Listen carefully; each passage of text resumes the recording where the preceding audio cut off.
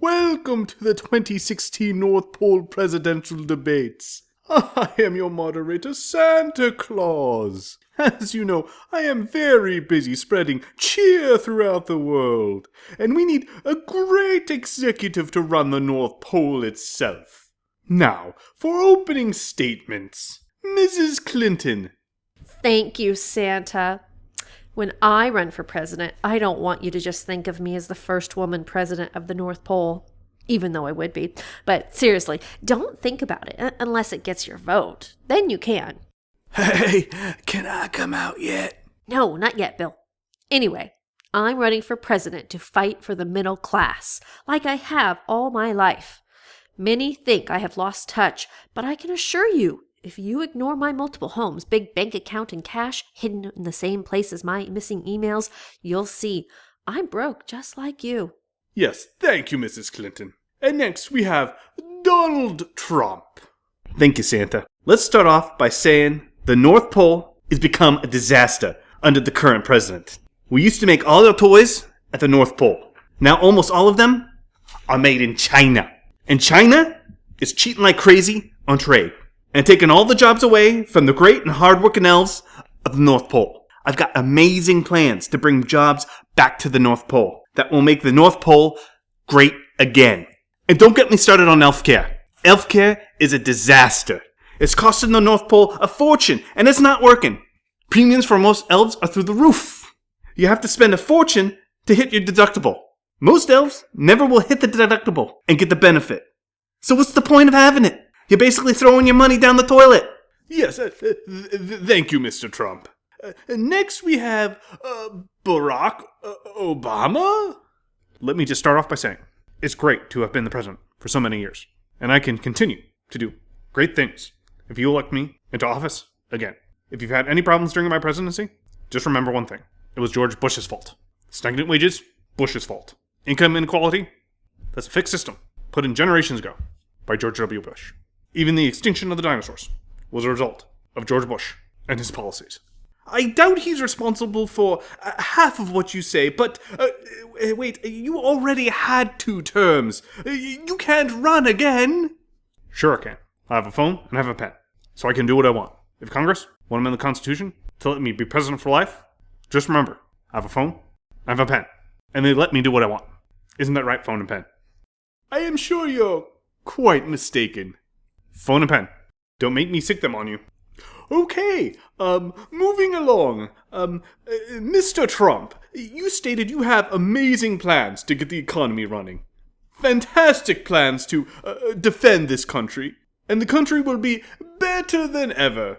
Can you give us details on how this would be accomplished? Sure, Santa. You see, I have an amazing plan to get our economy back on track. Because quite frankly, it's unbelievably amazing. There'll be so many jobs flying around the country, you'll have to duck or you'll get your head cut off. And the fantastic plan to protect the country is exactly that. Fantastic. Yes, but what about the details about how you will do it? Why all this, Trump that? Look, Santa, Kris Kringle, whatever. How have you been at your job? The Christmas spirit is at an all-time low. Less people believe in you. Most people don't even focus on the real reason to Christmas, which is Jesus. You have the politically correct crowd attacking the holiday left and right with their renaming everything under the sun like holiday tree. I mean, who celebrates around a holiday tree? You get it for Christmas. It's a frickin' Christmas tree. Okay, move Santa, you're failing. You're failing, Santa. Look at me. In my eyes, you're failing. Keep it up, and I'll have to fire you. Well, you really don't have the authority for that, but let's move on. Hilary, what is your plan to get the economy running? I'll give you free college, free food, free electricity. You name it, free. And how do you expect to pay for that? The evil rich and the business owners, the top 1%. Even if you took all the top 1%'s money, you couldn't even pay for what you're proposing. You'll have to raise taxes on others as well. No, I won't. It'll cover it. No, it won't. The math just doesn't work. Mrs. Clinton. Hey, why don't you unwrap my candy cane and I'll just jiggle them bells. Oh, sorry, I didn't mean to take the spotlight. Or did I? In recent months, the political climate in Tibet has gotten very dicey, resulting in many abominable snow people, being refugees. Do you think the North Pole should take in these refugees? Of course we should. As you point out, it's because of climate change, which I have been a champion of. I said political change, which is political climate. That changed, hence, it is climate change. As the first woman president, I will take in these abominable snow people refugees. I would find it my duty as the first woman president to do so. Under President Trump, I will not allow one abominable snowman into the North Pole until we can figure out if they are good or if they're bad. Do you remember what happened the last time we let a Bumble into the North Pole? Abominable snow people. Bumble, abominable snowman, whatever. The point is, the last Bumble tried to eat everyone. It was some elf dentist that came to your rescue. What happens next when we don't have him around? So you're saying you would exclude them just on the basis of them being abominable snow people. Look, I'm sure there's a lot of nice Bumbles out there. Great Bumbles out there. But we don't know who they are. They could be terrorists, drug dealers. You see them peddling around what looks like white powder all the time. Is it cocaine? Is it snow? I don't know. Do you? My point is, until we can get things straight and vet these snow people, no refugee Bumbles at the North Pole. It's that simple. Look, the North Pole is safe. We will not be attacked by a bunch of abominable snow people. This is just fear-mongering by Mr. Trump.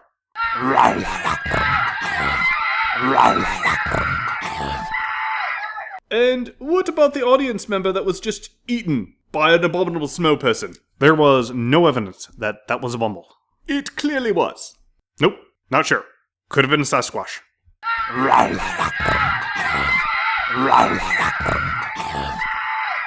Look, that is clearly an abominable snow person. White fur, blue face, huge, just ate someone. Well then, it's just a setback. Just a setback? He's eating people! Just a setback. I'm sticking to it. But Mr. President, look, I've got a phone and a pen. Don't make me switch it to a loop and a pen, because it won't be a very good time for you. See, this is what I'm talking about. Another Bumble attack. We have to stop letting Bumbles into our country. You see, abominable snow people are using Donald Trump's hateful speech to entice violence around the world. If it wasn't for Donald Trump, they would be peaceful creatures. You see, that's offensive right there. Just throwing blanket assumptions on them. In fact, the problem with the abominable snow people can be reflective in us. It is our decades of prejudicial behavior. We need to look inside of ourselves and find out why we make them do what they do. I'm sure if we examine the circumstances, we'll come to actually see this is all actually our fault. See? That elf must have been racist. And I, as the soon-to-be first woman president, just want to say, I support trans abominable. If you think you are an abominable snow person, then you are. And you know, maybe the abominable snow people wouldn't be so aggressive if it weren't for climate change. Which, of course, you know, I'm a champion of.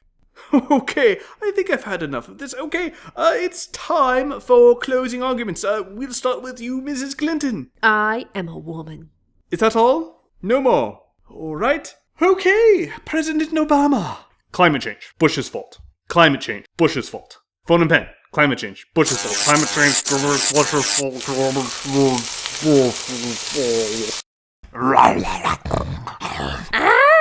And the only one standing on stage that is alive and functioning, Mr. Trump. My plans will make the North Pole great again.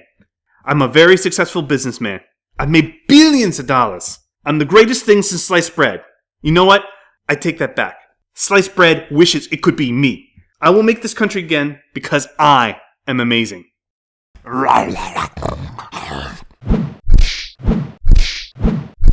And I have lovely, lovely hair. That I can guarantee you.